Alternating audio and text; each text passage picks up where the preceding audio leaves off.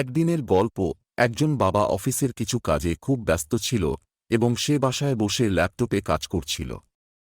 তখন তার 10 বছরের ছেলে বারবার কোনো না কোনো প্রশ্ন নিয়ে তার কাছে আসছিল এবং তাকে বিরক্ত করছিল। এই অবস্থায় সে বিরক্ত হয়ে গেল। সে ভাবল, যদি ছেলেটিকে এমন কোনো কাজ দেওয়া যায় যাতে সে কয়েক ঘন্টা ব্যস্ত থাকে, তাহলে সে নির্বিঘ্নে অফিসের কাজ করতে পারবে।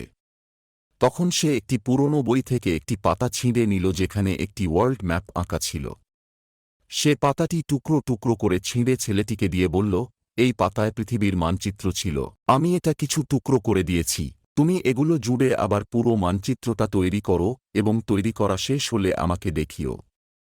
ছেলেটা টুকরোগুলো নিয়ে চলে গেল, আর সে শান্তির নিঃশ্বাস ফেলল যে এখন ছেলে আর বিরক্ত করবে না এবং সে শান্তিতে কাজ করতে পারবে। কিন্তু মাত্র কয়েক মিনিটের মধ্যেই ছেলে ফিরে এসে বলল, বাবা, আমি ওয়ার্ল্ড ম্যাপ তৈরি করে ফেলেছি, এটা তো খুবই সহজ ছিল। পিতা অবাক হয়ে ম্যাপটা দেখে দেখল, সত্যিই তো, ম্যাপ একদম ঠিকঠাক জোড়া লেগেছে। সে ছেলেকে জিজ্ঞাসা করল, তুমি এত তাড়াতাড়ি এটা কিভাবে করলে? ছেলেটি হেসে বলল, বাবা, পাতাটির এক পাশে তো ওয়ার্ল্ড ম্যাপ ছিল, কিন্তু অন্য পাশে ছিল একটি বানরের ছবি।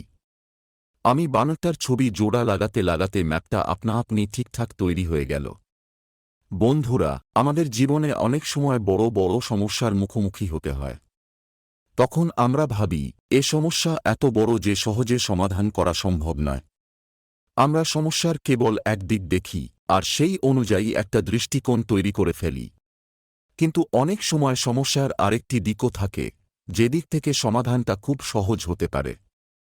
তাই জীবনে যখন কোনো বড় সমস্যা বা দ্বিধা আসে, তখন সেটার সব দিক দেখে বোঝার চেষ্টা করা উচিত এবং সেই অনুযায়ী সমাধান খোঁজা উচিত। যদি মনে হয় এই গল্পটি অন্যদেরও জানা উচিত, তাহলে ভিডিওটি লাইক করুন যেন আরও অনেকের কাছে পৌঁছাতে পারে। আর যদি গল্পটি ভালো লেগে থাকে, তাহলে আমাদের চ্যানেলটি সাবস্ক্রাইব করতে ভুলবেন না। আবার দেখা হবে এরকমই আরেকটি গল্প নিয়ে। ততদিন পর্যন্ত ধৈর্য ধরুন, কৃতজ্ঞ থাকুন আর জীবনে এগিয়ে যান।